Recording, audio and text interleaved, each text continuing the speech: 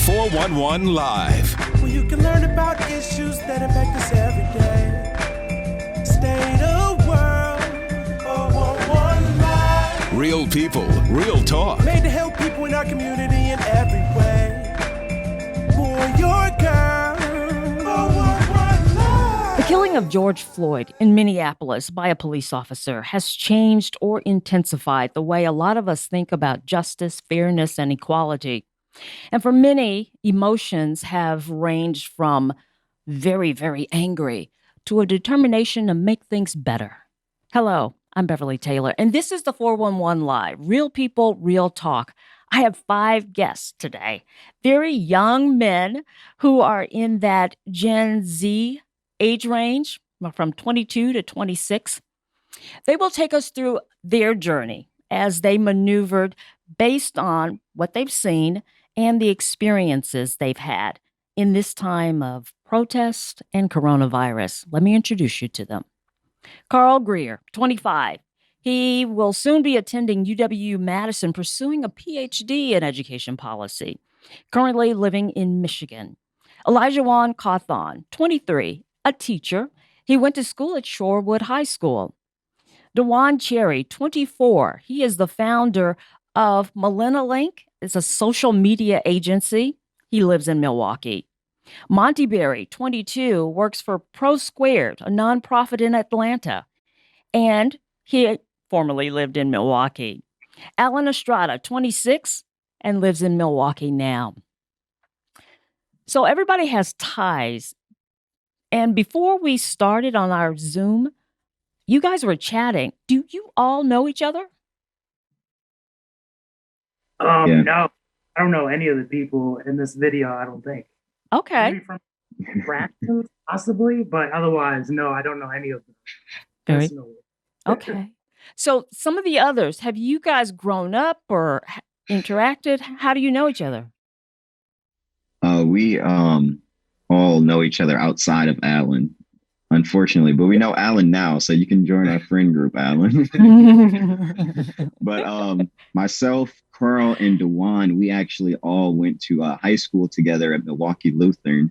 And then Olajuwon, I guess, ran track with us all together for Milwaukee Mustangs. So we all kind of knew each other through kind of that high school track kind of area there. Okay. Very good. Very good. So I'm really, really excited that you guys are all here, and I'm really interested in our conversation. We have a lot to talk about. Before we get into all of this, let me just refresh people's memory, and I really probably don't need to do this, but just in case, I want to talk about George Floyd. Now, he was killed on May 25th after a Minneapolis police officer drove his knee in this man's neck. And this occurred for 8 minutes, 46 seconds. George Floyd was handcuffed, hands behind his back. He was in a prone position on the ground, and he was gasping for air, saying, "I can't breathe." I don't know if there are many people in this country who have not seen that video, and of course around the world as well. So to start off, I just want to get your reaction to seeing that video. Let's start with Dujuan. Yeah, I honestly, it's really, I'm really speechless that us as a community, we're supposed to rely on, obviously, we have this expectation for the police have one goal, and that's to protect and serve their community. And the fact that something like this could happen, I think it's just really, it's beyond like us as a human culture. Like, how can we actually allow something like this to happen? Yeah. And I think it starts to speak volumes to our community in terms of like how the police actually treat African Americans and how so many people just deny it time after time after time again.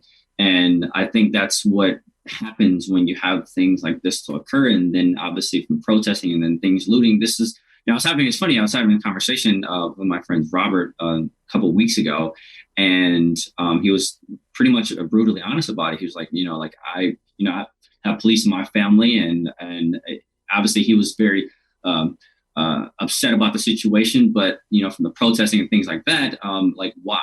And I said, this is what happens when you have just anger and frustration of things that are supposed to change for so long. You have so many people frustrated, and you have so many, I would say, pent up frustration, pent up anger, and this is what happens. And so it's just so insane how this one situation that goes down just it releases a bunch of anger, a bunch of just emotions as a whole. But this is what happens, and honestly, there needs to be a lot of change, and it just a lot of things need to happen, and this is exactly what happens when you have situations like this, unfortunately. But yeah. On what you said, you gave a good summary of a lot of the things that we are going to be talking about, with the impact and things like that. Let me go to Monte. What was your reaction? Yeah, honestly, my reaction was kind of the opposite of Dujuan's. I just was kind of like, here we go again. I mean, this is nothing new. We've been seeing these police brutality murders, on camera for the last, 4 or 5 years. And so I was pleasantly surprised and happy at the reaction that came after it being a lot different than what it had been before. But in the moment on impact, seeing the video right away, it's almost like I'm immune to it. Like we're used to it at this point. And I was honestly just like, here we go again. Yeah. Yeah. Because we've seen this over and over again. You're right about that. Alan, how about you? I would say anger and sadness. Mainly anger because, like, I don't really care what race you are. I don't think you deserve to die in that way. And on camera for your family to see and everybody that you're close with to see, that's ridiculous to me. And then just sadness, I just don't get why he had to lose his life, Yeah. And it's just sadness when I just look at all these different killings happening from police brutality, and it kind of makes you kind of sick in the stomach. So yeah, I totally understand that, and I'm sure a lot of people share those feelings that you're mentioning. Carl, how about you? When I first heard the news about it, it was just devastating to hear and see that video, and just to, as Monte touched on, continuously just seeing Black bodies not being valued in our country, seeing people justify his death was heartbreaking. And it just keeps happening on and on again. So it's very troubling for me. Yeah. Okay. And Olajuwon. I'm gonna be honest. I didn't watch the full video. I didn't really get to make it through it.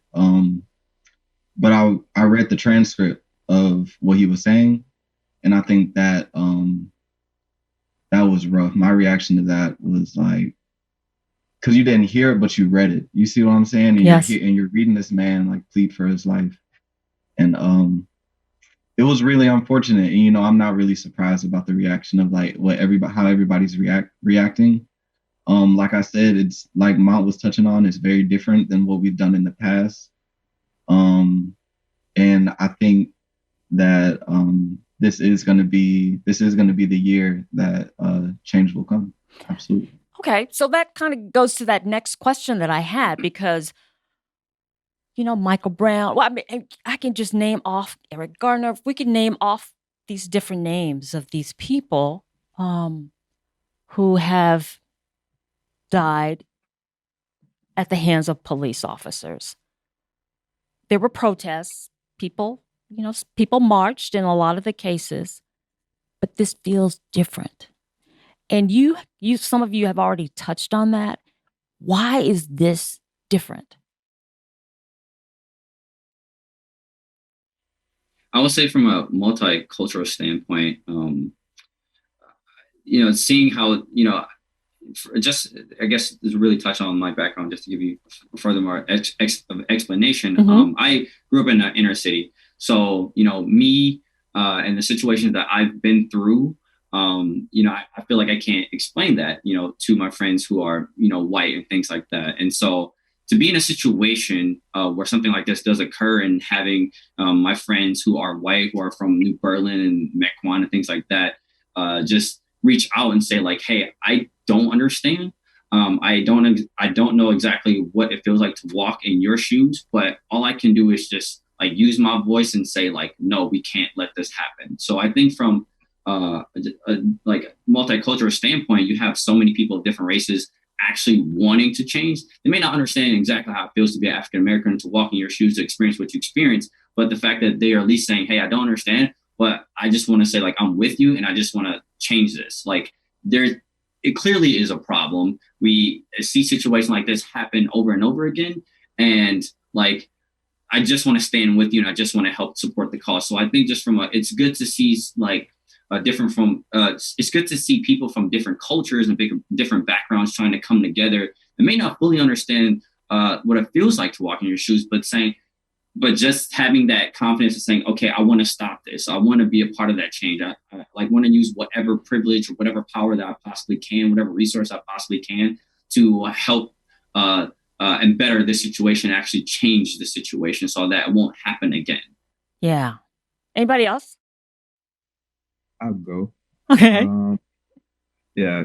So I think what really makes this moment so special is just where we're at in the country as a whole, with COVID going on, this recession going on, unemployment being so high. And this is really one of the main things that people can really focus in on, because there's not a lot of things that people can be doing or should be doing, but it's just a national spotlight was placed over the George Floyd murder, and a lot of people were seeing things for what they really were for the first time. And there's not a lot of spaces for people to run away to avoid seeing these things and having these difficult conversations, because a lot of people are in the house. There aren't sports going on. You're really not supposed to be out in public like that. So it's either you're going to focus on this or you don't really have that much to talk about in terms of what's going on around the nation. So I think that's really what's triggered a lot of folks into being so passionate about this moment. That's my theory, because we're in a spot where people aren't going different places, and like you said, no sports. A lot of the distractions are not there. And this happens, and you look, everybody's on their phone looking at social media, and it's posted everywhere. It's all in our faces. And I think that is one of the reasons that this happened. My other theory, and correct me and agree with me or disagree with me, let me know. The other thing I'm thinking is, so we have these other incidents. They happened. We had some protests, but I think it was kind of like for a white person, they are always thinking of that police officer as, maybe Mr. Friendly and the protector at all times, all of them. And we're saying this happened, and they're like, well, maybe, but we didn't see all of the video, or there may be other explanations, or, those kind of things. And it seems like with this video, for 8 minutes and 46 seconds, this man is doing nothing. He's not threatening, nothing. And people can see that. And I just think maybe that resonated with folks, and it was like, maybe we should take another look at this, or maybe some of this is really true. What do you think? I'm sorry. No. Go. Okay. I agree with that to an extent, because the video was so long, and like how you guys said about the COVID stuff, everybody's in the house, they're watching it. This is also as the white guy in the group. That also, what you were just talking about with the police, I totally agree with that, because there are a lot of white people in the community who think like everything that the police do is justified. And that's an issue. I feel like we need to talk about that a lot more, because I've definitely experienced, even just getting pulled over, for example, with my Black friends in the car. There's a different demeanor. Even in the suburbs around Milwaukee. There's a different demeanor. And I've seen that. But if I'm in the car with only white people, I don't know if I see that. And so I think people really got to start opening their eyes to this kind of stuff, because otherwise you're just going to be ignorant to everything. And you're just going to think, oh, well, the police was justified for doing that. He was resisting, or whatever the case may be. Right. Right. And somebody was talking about having these conversations with some of your white colleagues or white friends, or Alan, I'm sure you're having conversations with your Black friends. I know you're friends with Dwayne, who is in the studio right now. Uh, those conversations, have they changed a lot? Are people feeling more comfortable asking questions? I think they have, to an extent. For instance, some of my family that I don't think would normally, I don't want to say ask questions. They wouldn't normally speak up on some of this stuff. And I feel like they are. And I feel like that's a good thing, you know? But I feel like normally they wouldn't. So it's kind of strange for them to do it now. Mm-hmm. But I think as far as coworkers, yeah, a lot of coworkers have been bringing it up lately. Just about the protesting and everything like that. So I think it's kind of crazy, because some of the other protests weren't really covered in this way, I guess you could say. Yeah. So yeah, I definitely have noticed a lot more conversation around this. Yeah, it's almost like people are just bouncing off of what you said too. Coming off of that week where it happened, I would say a majority. Yeah, I'll say majority of the meetings I was going into interjected into that conversation as well. And it's just interesting because, in business, sometimes you either ask, how was your week, and did this and X and X, but it's like I couldn't because I was blocked by protests, or I couldn't do this because of COVID, or just whatever. So yeah, absolutely. I would say even now, just from the situation to now, I would say a majority of the conversation has just been, oh, what do you think? How you feel about it, and things like that. And, it's almost like it's weird because in business, you don't want to go into that realm. You don't want to talk about certain issues like that. You want to get to the topic at hand and then kind of move on with their day. But I feel like, yeah, it forces people to have a conversation. Right. Absolutely. Yeah. We're going to take a break. When we come back, I want to talk about the Gen Z generation, because you guys have a reputation, and, you're shattering some of the things that people are saying. So we're going to talk more about that when we come back. Stay with us. America, land of the free. It's at the core of who we are. Freedom.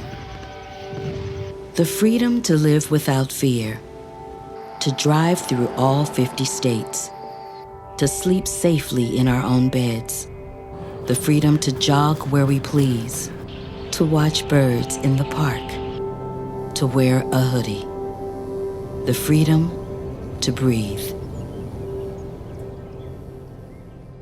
Before we celebrate the freedom most Americans have, we must fight for the freedom all Americans deserve. Because no matter your religion, gender, disability, age, race, all lives can't matter until Black lives matter.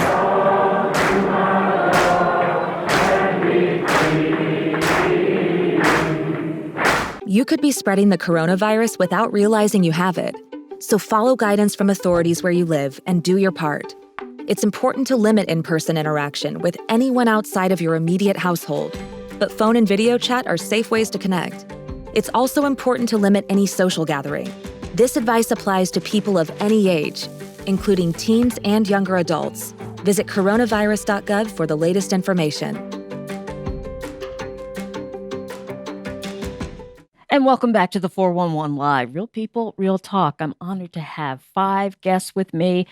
And when I previewed it, I said we would talk about Gen Zs, because you guys have a reputation of being kind of unreliable, not really committed, short attention span, blah, blah, blah. But when I look at the protests, I see a lot of Gen Zs, and Gen Zs have found a cause, I think. What do you guys think? Um, Mhm. I think you're seeing a lot of people our age out there protesting right now because of the it's a stacking effect. This just keeps happening, keeps happening, keeps happening.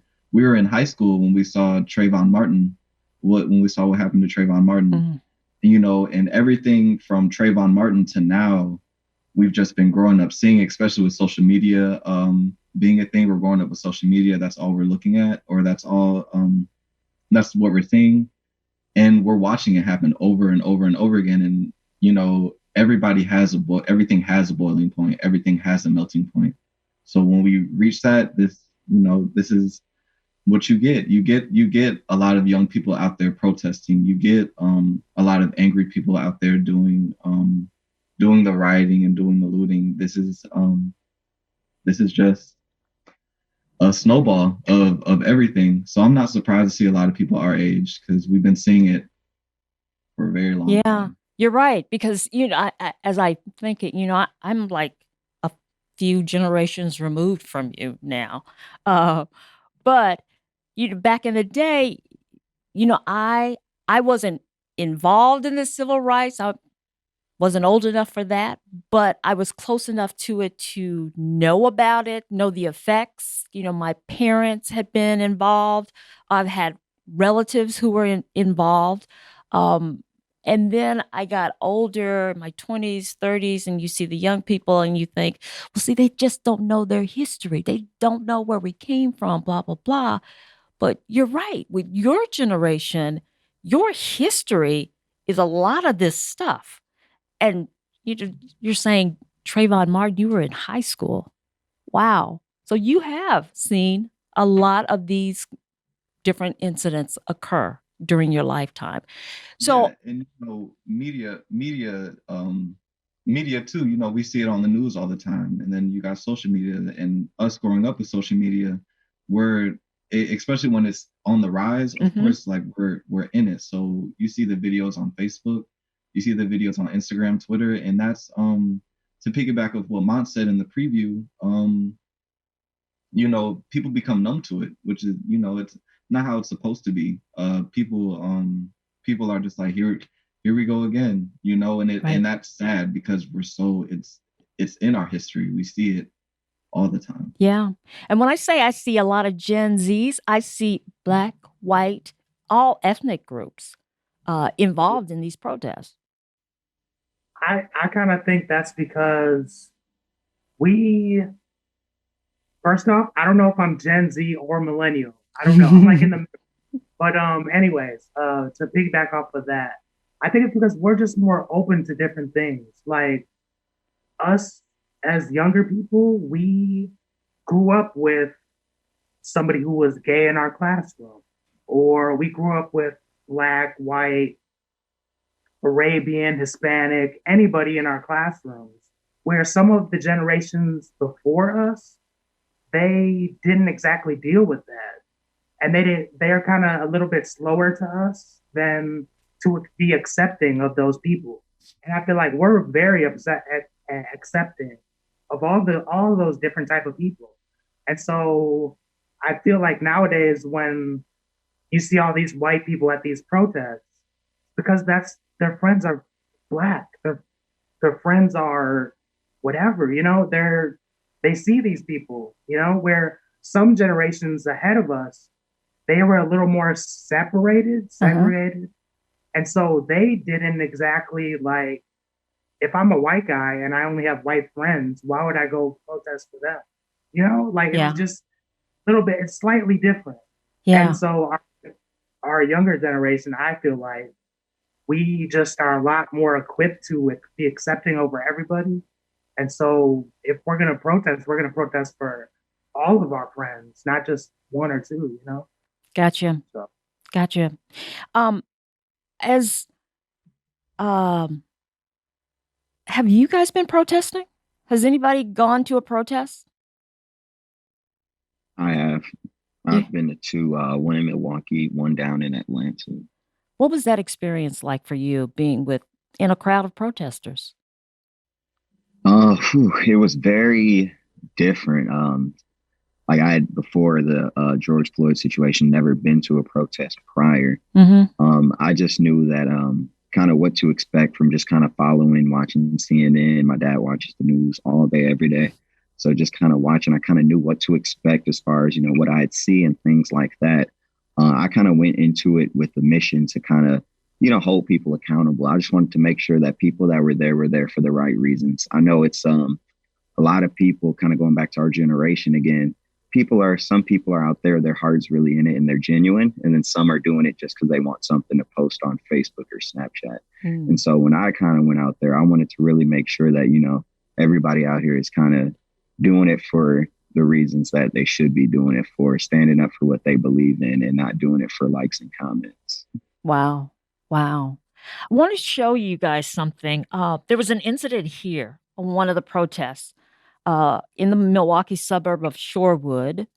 And there was a Stephanie Rapkin, an attorney, and she was not liking these protesters. And she had a surprising reaction. Take a look.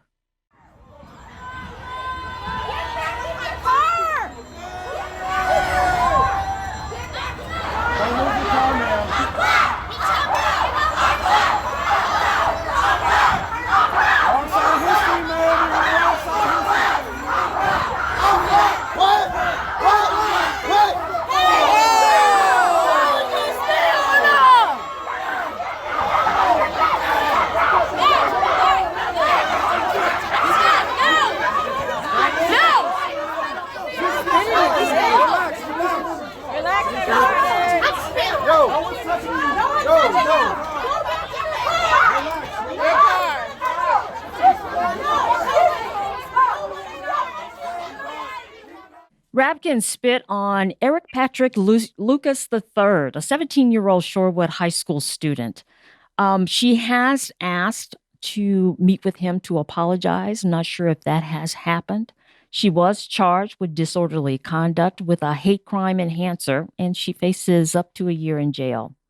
Olajuwon, you know Eric, right? Yeah, I know Eric. That's a good guy. He's a really good guy. Yeah, were you surprised by this? No. Racism is an America problem, and Shorewood is in America, so Shorewood has a race problem. And you're putting Shorewood in a bubble in a city that is very segregated, extremely segregated. And in that bubble, they preach the being progressive and they preach like accepting of all. But obviously, there are seeds. There's seeds in all these plots where you're trying to grow this positivity. And Maxine is unfortunately one of them. And it's unfortunate that somebody, it had to be Eric, somebody I know personally, but it shouldn't have been anyone. It's a shame that that it occurred. And to answer your question, no, I'm not surprised growing up in Shorewood that this happened. One more question with the protest. And let me find out from you guys, when you're out there, you're in the midst of the crowd, we're protesting for justice, equality, those kind of things in the midst of coronavirus. In some areas, the numbers are climbing. In Georgia, Atlanta area, the numbers are climbing. How do you guys maneuver that? Are you thinking about that? A lot of criticism has been that young people believe that they won't get sick, so they're taking risks. What do you guys think about that, or how are you maneuvering this? In terms of the coronavirus narrative and it intersecting with protests, from things that I've been able to see, my friends I've talked to, and from personal protesting moments, people that are present at the protests are taking a lot of necessary precautions and making sure that they're staying safe, that they're wearing protective equipment, And I think that's very reflective in the rates of coronavirus that we're seeing across the country. So we're seeing Florida, Texas, Arizona raise drastically in terms of positive tests coming back. And those places are notorious for not taking necessary steps in protecting their citizens from the coronavirus. But we're not seeing those same type of spikes from major urban areas where we saw notable protests like Chicago, Detroit at this moment, LA, and et cetera. So I think folks are really passionate about making sure the light stays on fighting for like racial equity, but they're also conscious of making sure they're doing things the right way and staying safe and keeping their family and friends safe as well. Yeah. What do you guys hope comes out of all of this? That actual change. Mm-hmm. Like we can go down the pipeline of how many things and specific things like need to be changed, but ultimately, I think we just want change. Yeah. Anybody else? I hope that this doesn't become like a trend. Like this isn't something that like happened and then it like fades away, you know, because that's what you see happen with the past. A lot of the past situations, something will happen, we'll protest for a little bit and then everything will be back to normal, because nothing is normal right now. You know, we all do have to sit down and think about it, and definitely think about the future and what we can actually do to implement that change, and not just, you know what I mean, want change and then not take the necessary steps, or stop taking those necessary steps, because the protests are necessary steps. That's something that we needed to do. So like the next foot forward, like what's next? Like strategize. Yeah. Absolutely. Okay. Anybody else? I hope that conversations around race are spoken on more frequently, because we really can't have change until that elephant in the room is addressed. We don't really have any notable ways of how slavery and other historical traumas that have happened against people of color, particularly Black people in our country, we don't really address that in any large, major way. This year, we've seen a really big push with Juneteenth. And I think that's a great step in the right direction, but there needs to be a lot more work. There needs to be a lot more dialogue. There needs to be a lot more advocacy for Black people and other people's colors. And that doesn't necessarily have to be protesting in the street. Advocacy could take the form of people holding people in their workplace accountable, people speaking up for other people who might not be comfortable speaking in certain environments. It doesn't necessarily have to be protesting. And I just hope that that becomes more present and commonplace, because everybody deserves to have their perspective and voice heard and respected by other people. Absolutely. Alan, were you about to say something? Yeah, I was going to say, I think we definitely want to see change. We want to see people be like accountable for their words. Like we need to hold other people accountable. Like when I see the signs in the protests that say white silence is white violence. I think that's what it says. That's true, because man, if I'm a white guy and another white guy has something racist to say, I need to speak up for that. I can't just let that slide and whatever, you know, like I think people of other races need to hold themselves accountable. If somebody is saying certain racist things or making somebody feel uncomfortable, we need to speak up on that. We need to change all of that, because there's been a lot of people who've been way too silent for way too long. And then it just enables the racism to just continue and continue. Yeah. Makes people think it's okay. Yeah. I just want to go off of what Alan said too, honestly, and I can speak as a creator originally before I even started my company, that if I'm not able to protest or things like that, like what can I do in terms of use my platforms or use like whatever thing that I'm good at to actually try to instill change. And going back to what Monte said actually originally about like just being present in those conversations, and like how everything is not about a like or a share or a comment, is that you're doing it because it's the actual thing that you need to do. Like it's the proper moral thing that you need to do. Like stick up for your fellow human being. And I think that a lot of people have used this as a way of quote unquote gain clout for themselves, which is obviously just attention. And it sucks to see something like that. Like I've literally seen so many creators not create and just avoid the situation altogether. And it's just like, why? Like, why is a photographer you not take pictures of this? Why is a videographer you not take pictures? Why is a content creator as a whole you not do some short film or just, whatever?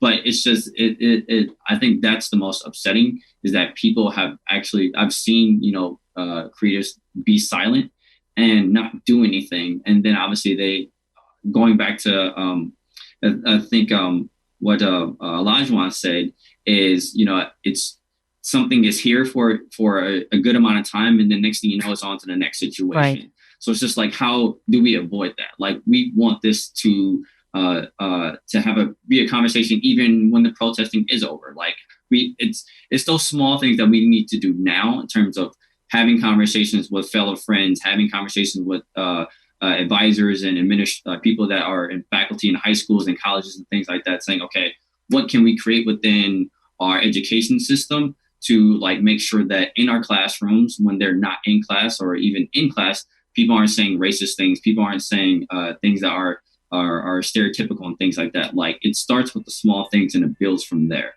So I just want to kind of cover a spectrum, but yeah. Yep. I got you.